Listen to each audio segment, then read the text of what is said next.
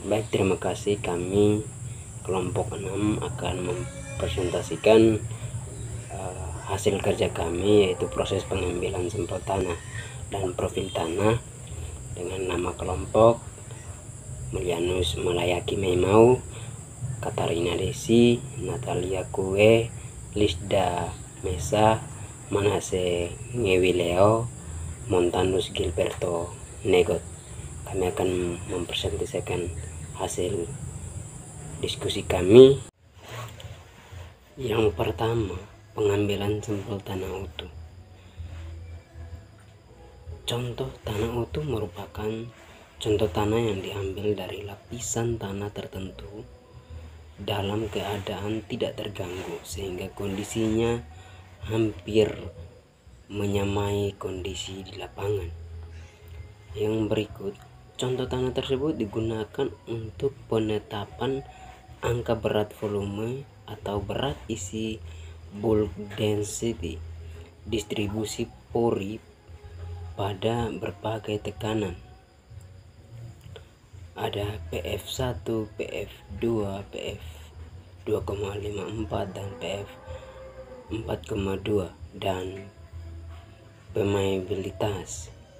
Untuk memperoleh contoh tanah yang baik dan tanah di dalam tabung tetap seperti keadaan lapangan atau tidak terganggu, maka perbandingan antara luas permukaan tabung atau logam bagian luar atau tabung dan luas permukaan tabung bagian dalam tidak lebih dari 0,1. Untuk teknik pengambilan contoh tanah, yang pertama, ratakan dan bersihkan permukaan tanah dari rumput atau serasa. Yang kedua, gali tanah sampai kedalaman tertentu atau 5-10 cm di sekitar calon tabung tembaga diletakkan, kemudian ratakan tanah dengan pisau. Yang ketiga, langkah letakkan tabung di atas permukaan tanah secara tegak lurus dengan permukaan tanah, kemudian dengan menggunakan balok kecil yang diletakkan di atas permukaan tabung. Nah, tabung diletakkan sampai 3/4 bagian masuk ke dalam tanah. Yang keempat, letakkan tabung di lain atas tabung pertama dan tekan sampai minimal 1 cm masuk ke dalam tanah. Yang kelima, pisahkan tabung bagian atas dari tabung bagian bawah. Yang pertama, lapisan tanah atas. Lapisan tanah atas memiliki warna relatif gelap dan kehitam-hitaman dan memiliki ketebalan 10-30 cm. Lapisan tanah atas ini adalah lapisan tanah yang tersubur karena di dalamnya terdapat bunga tanah dan humus. Lapisan tanah atas atau topsoil juga adalah bagian yang optimum untuk kehidupan tumbuh-tumbuhan. Semua komponen yang ada pada lapisan tanah atas ini terdapat bahan organik 5%, mineral 45%, dan air sekitar 20-30%. Yang kedua, lapisan tanah bawah memiliki warna yang agak cerah dan lebih padat dibandingkan tanah lapisan atas. Lapisan tanah bawah ini memiliki ketebalan hingga 50-60 cm, yang mana lebih tebal dibandingkan lapisan tanah atas. Pada lapisan tanah bawah ini, aktivitas jasad mulai berkurang. Biasanya pada lapisan ini tumbuhi tanaman-tanaman yang berumur panjang dan berakar tunggang. Yang ketiga, batuan induk tanah. Batuan induk tanah, lapisan tanah ini warnanya relatif kemerah-merahan, dan pada lapisan ini dapat dipecah dan diubah dengan cukup mudah. Akan tetapi, sukar ditembus oleh akar. Jika pada lereng-lereng gunung, lapisan ini akan nampak jelas karena lapisan atasnya sudah hanyut akibat air hujan. Jika semakin ke dalam, lapisan ini berupa batuan pejal yang belum pernah mengalami proses pemecahan atau pelapukan. Sedangkan pada lapisan tanah ini, tumbuh-tumbuhan jarang bahkan sukar biasa hidup.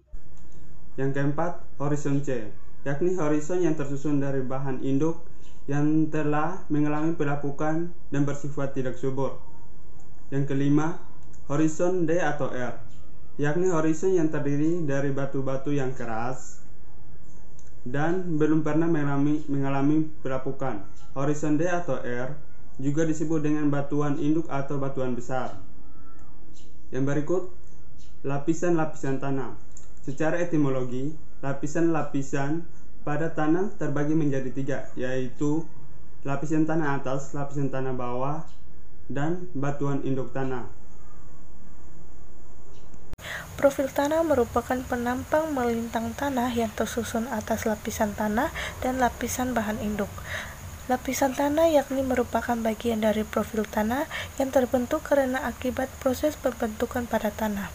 Selain itu, profil tanah yakni adalah lapisan-lapisan tanah tertentu yang menunjukkan tingkat kepadatan, ketebalan, warna, struktur yang berbeda-beda, dan lapisan tanah itulah yang disebut dengan horizon. Adapun lapisan-lapisan tanah tersebut akan menjadi beberapa horizon, di antaranya yang pertama, horizon O, yakni horizon yang mudah ditemukan pada tanah-tanah yang menduduki hutan-hutan yang belum terjamah. Yang kedua, horizon A, yakni horizon yang tersusun dari campuran bahan organik dan bahan mineral. Dan yang ketiga, yakni horizon yang terbentuk akibat adanya proses penimbunan dari bahan-bahan yang tercuci dari horizon A. Yang berikutnya yaitu pengambilan sampel tanah terganggu. Yang pertama, contoh tanah ini dapat dikemas menggunakan kantong plastik tebal atau tipis. Yang kedua, kemudian diberi label yang berisikan informasi tentang lokasi, tanggal pengambilan, dan kedalaman tanah. Yang ketiga, label ditempelkan di dalam atau di luar kantong plastik. Yang keempat, jika label dimasukkan ke dalam kantong plastik bersamaan dengan dimasukkannya contoh tanah, maka label dalam ini perlu dibungkus dengan kantong plastik kecil agar informasi yang tercatat tidak hilang karena terganggu oleh kelembaban air tanah. Yang keenam itu adalah menggalikan tabung menggunakan skop. Dalam menggali tabung, ujung skop harus lebih dalam dari ujung tabung agar tanah yang di bawah tabung dapat terangkat. Yang ketujuh, iris kelebihan tanah di bagian atas terlebih dahulu dengan hati-hati agar permukaan tanah dengan permukaan tabung sama rata. Kemudian tutup tabung menggunakan plastik yang sudah disediakan.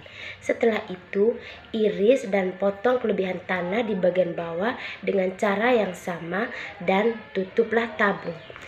Yang kedelapan, cantumkan label di atas tutup tabung. Contoh, tanah yang berisi informasi kedalaman, tanggal, dan lokasi pengambilan contoh tanah. Dan yang berikutnya, pengangkutan contoh tanah. 1. Contoh tanah dalam tabung tertutup plastik disusun di dalam peti atau kotak yang terbuat dari kayu atau karton dengan tumpukan maksimum 4 buah tabung. Yang kedua, di bagian dasar peti dan di atas contoh tanah diberi pelindung dari gabus atau bahan lain untuk mengurangi getaran selama pengangkutan. Ketiga, contoh dalam peti dikirim ke laboratorium menggunakan angkutan darat, laut, ataupun udara. Untuk pengiriman melalui pos atau jasa pengiriman lain, sebaiknya menggunakan peti dari kayu. Sekian dari saya. Baik, terima kasih atas perhatian teman-teman beserta ibu dosen atas hasil presentasi kami. Mungkin ada kritik dan saran, kami persilahkan. Terima kasih. Salam.